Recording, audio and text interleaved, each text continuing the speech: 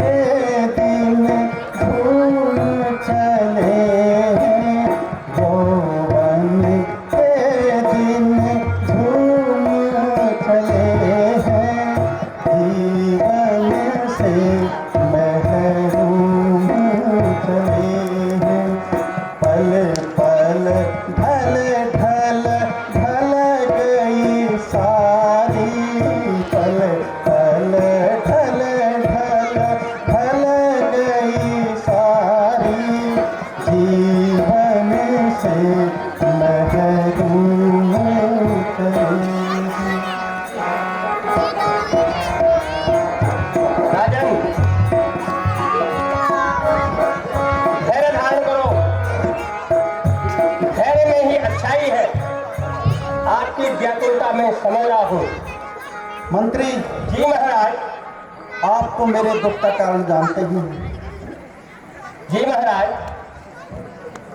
कि दुखी यूं हो रहा मंत्री, मुझे शोक भारी है। बहुत दुख की बात, लेकिन धैर्य धारण करो महाराज। कहना बहुत आसान होता है मंत्री,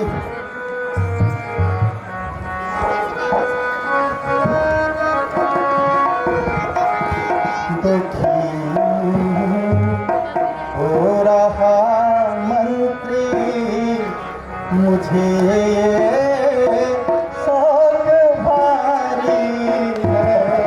दुखी हो रहा मंत्री, मुझे शोक भारी है।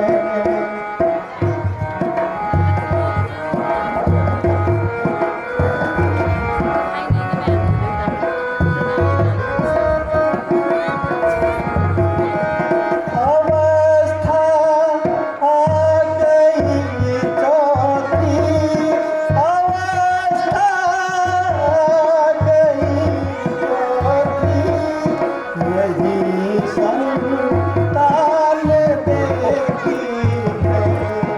अवस्था आ गई चौथी, अवस्था आ गई चौथी, यही संतान देखी है।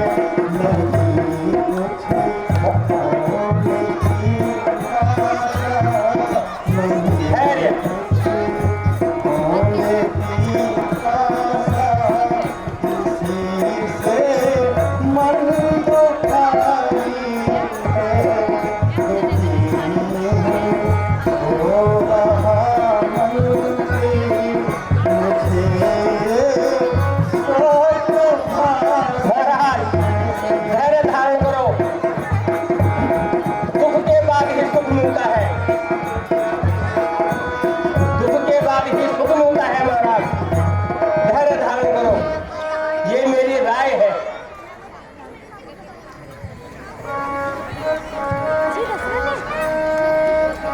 अपुत्र शाक हम सुनियं, अपुत्र शाक हम सुनियं, लिखा है शास्त्र में ये शास्त्र संगत है।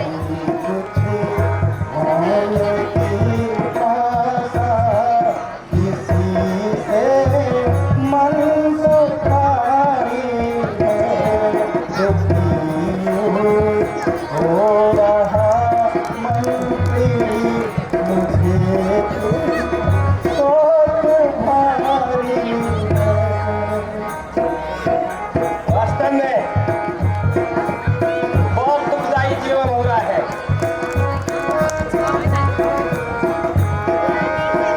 मंत्री जी, जी महाराज। इससे बड़े शोक का कारण और क्या होगा कि मैं अब उम्र के चौथे पड़ाव पर हूँ और मुझे इस विशाल साम्राज्य को चलाने के लिए एक पुत्र तक प्राप्त नहीं है।